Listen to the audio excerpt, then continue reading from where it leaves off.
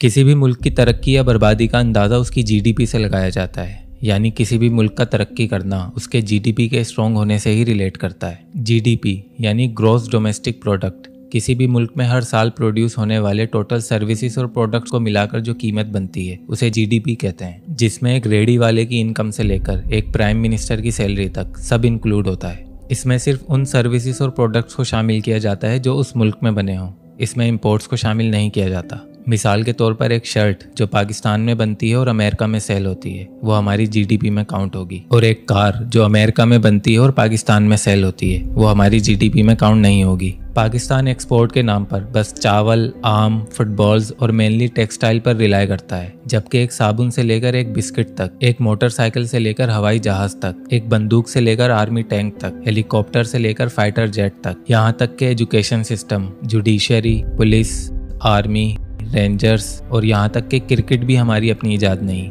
ये सब अंग्रेज छोड़कर गए थे। क्या आपको याद है आपने कभी किसी चीज़ पर मेड इन पाकिस्तान लिखा हुआ देखा हो? मैं आपको पूरा दिन भी दूं तो आप मुझे 10 बड़े प्रोडक्ट नहीं गिनवा पाएंगे। इसीलिए आज हमारी जीडीपी का 93% हिस्सा कर्जे में डूबा हुआ है। और दूसरी तरफ इंडिया आज दुनिया की तीसरी फास्टेस्ट ग्रोइंग इकोनॉमी बन चुका है, जिसके पीछे उनका बस एक फार्मूला है, make in India. Electric car से लेकर स्पेस रॉकेट तक आज उन्होंने हर चीज़ अपने घर में बना ली है। और रही बात हमारी जीडीपी की, तो वो किस तरह इंप्रूव होगी जब 80% लोगों को इसका मतलब तक नहीं पता। कोई इन्वेंशन और आइडियाज़ के बारे में बात करने के लिए तैयार ही नहीं है। सब रेस में भागने वाले घोड़ों की तरह पैसों के पीछे भागने में लगे हुए हैं, जितना मिल जाए जैसे मिल जाए। हमारी ये हालत है कि हमें एक हॉस्पिटल भी बनाना हो तो उसके लिए भी हमें दूसरे मुल्कों से चंदा और भीख मांगनी पड़ती है। हमारे बेगैरत पॉलिटिशियंस वेट करते हैं कि सैलाब या दूसरी कुदरती आफात आएँ ताकि हम दूसरे मुल्कों को नंगे बच्चों की तस्वीरें दिखाकर इमदाद ले सकें, जिस पर ना तो कोई इंटरेस्ट लगता है और ना ही उसे वापस लौटाना पड़ता है, जो कि गरीब बच्चों के पेट में नहीं बल्कि इन खबीसों की तिजोरियों में जाता है। डेमोक्रेसी है तभी ये कीड़े जिंदा हैं, खिलाफत होती तो ये कब के कुचल दिए जाते। और वो बेवकूफ़ लोग जो इन सियासी पार्टियों की सहूलतकारी करते हैं, उनकी मोहब्बत में एक दूसरे को माँ बहन की गंदी गंदी गालियाँ देते हैं, वो भी इस गंदे खेल में बराबर के मुजरिम हैं। मेरे एक बात समझ में नहीं आती, जब एक छोटे बच्चे तक को पता है कि पाकिस्तान की गवर्नमेंट और पॉलिटिशियंस करप्ट हैं, इन पर खरबों रुपए की करप्शन प्रूफ के साथ साबित हो चुकी है, तो इतने पढ़े लिखे गवर्नमेंट ऑफिसर्स, पुलिस, आर्मी और रेंजर्स के एहलकारों और बड़े बड़े अफसरों को इस बात का अभी तक नहीं पता, या उन्हें बस अपनी नौकरी और रिटायरमेंट के बाद मिलने वाली पेंशन से ही मतलब है? नहीं, आपको सब पता है, बस आप अपनी आंखों पे हाथ रखे हुए हैं और हुक्म मिलने पर आप मुझे भी मारते हुए लेकर जाने में शर्म महसूस नहीं करेंगे।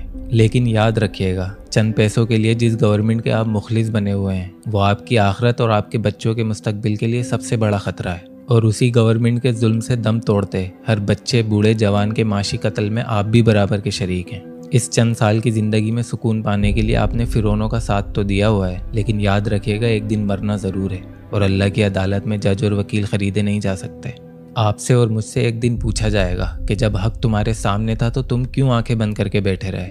आप में से सारे तो बुरे नहीं हो सकते, कुछ लोगों में तो इंसानियत अभी भी बाकी होगी। तो क्यों ना बेवकूफ़ी के बजाय अक्लमंदी से काम लिया जाए, जिससे ये दुनिया भी अच्छी हो जाए और आखिरत भी। तो जो हो चुका, जो लुट चुका, उसे भूल जाते हैं, एक नई शुरुआत करते हैं, रिश्वत छोड़ देते हैं, करप्शन छोड़ देते हैं, भीख मांगना छोड़ देते हैं, सियासी पार्टियों की सहूलतकारियाँ छोड़ देते हैं, इन्वेंशंस की बात करते हैं, आइडियाज़ की बात करते हैं। पहले इस मुल्क को इस काबिल बनाते हैं कि यहाँ डेमोक्रेसी कामयाब हो सके, क्योंकि डेमोक्रेसी सिर्फ उन मुल्कों में कामयाब होती है जहाँ पढ़े लिखे बाशऊर लोग रहते हैं, और बाशऊर लोग ज़बान, नस्ल, मजहब और गवर्नमेंट नौकरियों की लालच में नहीं बल्कि अपने और अपने बच्चों के अच्छे मुस्तकबिल के लिए वोट देते हैं। अगर हमारे बड़ों ने ये बात सोची होती तो आज हम इस हालत में नहीं होते। तो आए हम इस बारे में सोचें, इज्जत की रूखी सूखी खाकर अपना आज कुर्बान करें, ताकि 50-60 साल बाद हमारे बच्चे यही बातें करके कहीं हमें कोस ना रहे हों।